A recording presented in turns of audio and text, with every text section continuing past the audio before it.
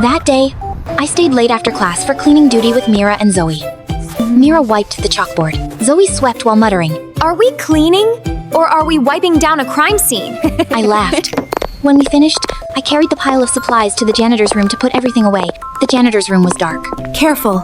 This place probably has the ghost of last week's quiz. If there is, I'm gonna ask it to sign my absence form. I bent down to set the bin down, and my foot caught on something. My leg slid, and I lurched straight into the wall. Oh my god! But then I froze. I pressed my palm against the spot I'd hit. Then I tapped lightly. Mira, Zoe, there's something here. Mira turned on her phone flashlight. I leaned in closer and saw a small button. I reached out and pressed it gently. Inside, a room appeared. Empty, dark, dusty. Zoe and Mira just stared. I stood there, my heart beating strangely fast. And in my head, an idea clicked on. Let's turn it into a secret room. For what? For resting. For hiding from homework for a little while. Whenever we're sick of school, we come down here and heal up. If we're doing it, we do it right. I volunteer for the task of taste testing the emergency snacks. The next day, I pulled Jinu into it too. We're going to turn this room into a secret room. Okay, that sounds interesting. Jinu agreed to carry out the plan with us. So the plan began. After school, the four of us pretended we were staying late for cleaning duty, but really, we were sneaking supplies down to renovate. What about this one? We bought a ton of snacks. Candy, instant noodles, Oishi chips. Stacking everything into boxes. Mira installed shelves and organized it all like a mini convenience store. Jinu hauled in an old sofa that was surprisingly comfy. The mental emergency rescue chair. We're not skipping school. We're studying how to live. In just a few days, the dusty room became perfect. I stood there, looking at what we'd made. That night, after we finished gaming, we headed out to go home. Go home. Go home! Wow, that sounds amazing. I know, right? I can't wait. The moment we reached the hallway, Did you hear that? What was that sound? we heard arguing. We ran toward it and saw a group bullying another student. Zoe yelled. Stop! What are you doing? Mira rushed in and pulled the student away. Leave. Now, before I call security. Hurry! The student was shaking all over. Are you hurt? The student nodded. It's not safe here. Come with us. We took the student to the secret room. Don't be scared. We're here with you. The next day, we decided to report everything to Mr. Bobby. He asked immediately. What safe place? There was a room under the janitor's closet, and we'd fixed it up. We let him down. He looked around and said, Wow. What is all this? Sir, it's a school mental recovery room. It helps students de-stress. We only use it after school. We clean up. We just needed a place to breathe for a little bit. Fine. I'm not punishing you. But from now on, we're changing the name. To what, sir? The Mental Recovery and Drama Avoidance Room. and just like that, our secret room beneath the school suddenly became a place full of laughter and stress relief, and also a place with a new function, reminding us we weren't alone. That night, I went for a walk with Jinu and Derpy. Derpy waddled ahead with his big body like a furry bodyguard. He insisted on turning into a narrow alley just because there was a big cardboard box. He crawled in, spun around twice, then got stuck halfway because he was too large. Jinu and I stood there like we were babysitting. When he finally got out, he shook his fur, then kept walking, like that whole thing was a necessary box width test. Jinu pulled me to a stop at a sidewalk corner. He asked me to play a claw machine. I laughed, because he's rarely that childish. We stood close, focused on the buttons, competing to see who'd win. We forgot everything around us. Derpy didn't. He froze and snapped his head to the side. At the end of the street, an elderly woman was walking slowly with a basket in her hand. Behind her, a person in black with a hood was following, closing the distance. Derpy looked back at us and lightly scratched at my pant leg, like a warning. But Jinu and I were still playing. One more round. Derpy bolted across the sidewalk on his own. Right when the guy reached for the basket handle, Derpy lunged in, growled, and bit his pant leg, yanking hard. The woman jerked in fear. The robber swore, then kicked Derpy so hard he pulled a gun and fired once. Derpy collapsed. The robber ran. Derpy! Derpy! Jinu rushed over and dropped to his knees, holding Derpy. Derpy was breathing fast, eyes open, clearly in pain. The elderly woman was shaking. I steadied her. asked if she was okay, then looked around for the direction the robber went. We decided to report it immediately. Before we left, Jinu called a car, carried Derpy home to treat the wound, and I walked the woman to the nearest station.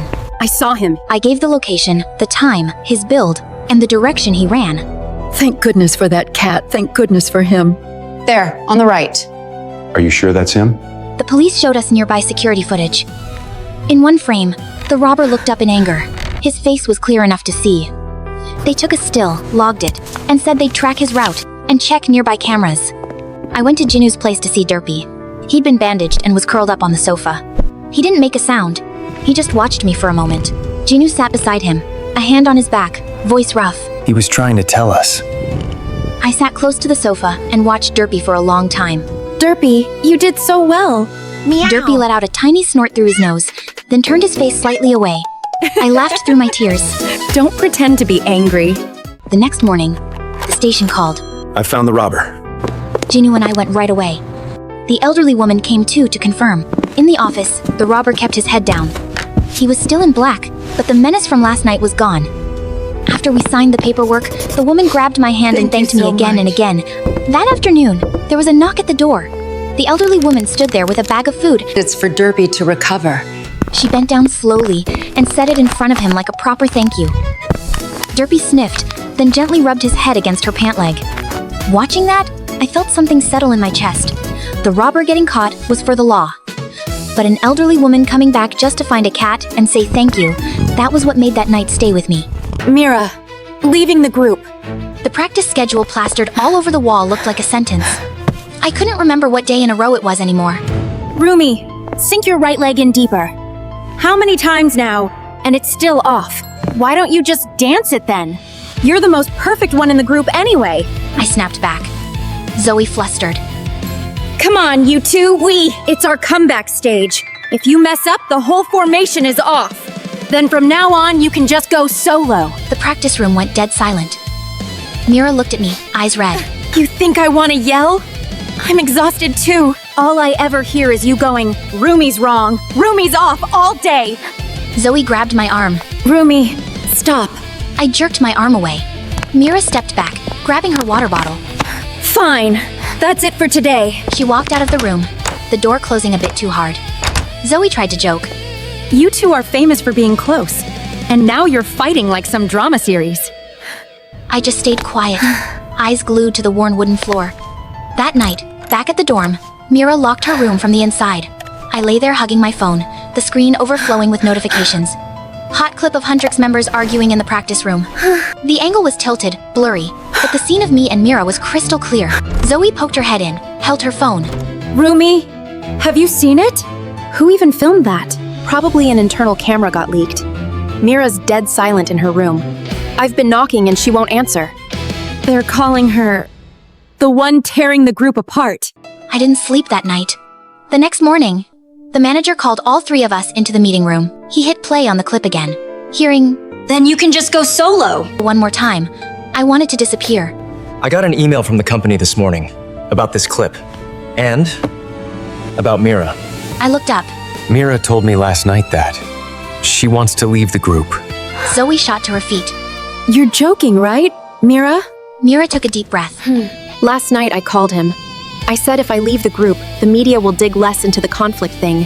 Fans won't have to pick sides. Are you insane, Mira? This whole thing is my fault. I said something awful. Why would you? We're all exploding from the pressure. The clip is just the last drop. I don't accept this sacrifice one-person way of doing things either. I proposed another option to the company. We held our breath. Let Huntrix pull out of all schedules for a while. No shows, no events. Just rest, light practice, and sessions with a therapist. At first, they wanted to let Mira go. But in the end, they agreed to a 1-month pause. Outside, we'll just say you're taking a break to stabilize internal matters. No one is leaving the group. Zoe exhaled in relief. For real? We really get a break? I looked at Mira, seeing her shoulders sag. So, I need to hear it again. Do you truly want to leave the group? Mira stayed silent for a long moment before saying, Last night, when I called you, I really was thinking about it. I was desperate. But to erase myself from Huntrix, I don't want that. I just couldn't think of any other way to make people stop and see us as human. All right, From today, go back to the dorm, sleep, eat, and don't read the comments. Tomorrow afternoon, I'll take you to see the doctor. And next time something happens, call me before it becomes a trend. The door clicked shut. The room fell quiet. Out in the hallway, Zoe whispered. Hey, 1 month. We're really on break, huh? Mira sat down on the long bench in the corridor, smacking her lips. There's something I have to confess. Both of us turned to her. Last night when I told him I wanted to leave the group, I did it on purpose to escalate things. I knew if we just said we're tired, nobody would listen. So I said, the atmosphere in the group isn't good, maybe I should leave. To scare him. To force him to ask the company to let us rest. Zoe's eyes went round. So you used yourself to threaten the company? Mira gave a crooked smile. Yeah. I was scared they'd say, then just go for real. But I couldn't think of any other way for us to stop without being called weak. I sighed, stepped over, and lightly tapped her forehead. Next time you plan something crazy, give us a heads up. The 3 of us freaking out together is still better than you losing it alone. Zoe folded her arms. Huntrix is a combo of 3. There's no such thing as solo. Sacrifice. Mira looked up, eyes glassy but smiling for real. Yeah. From now on, any stupid plan has to go through a group meeting first. In that moment, I understood that more than trying to look strong on stage, the most important thing was that we were still holding on to each other. Brave enough to stop at the right time so we could survive and keep moving forward together. Please hit like on this vlog to give us more strength.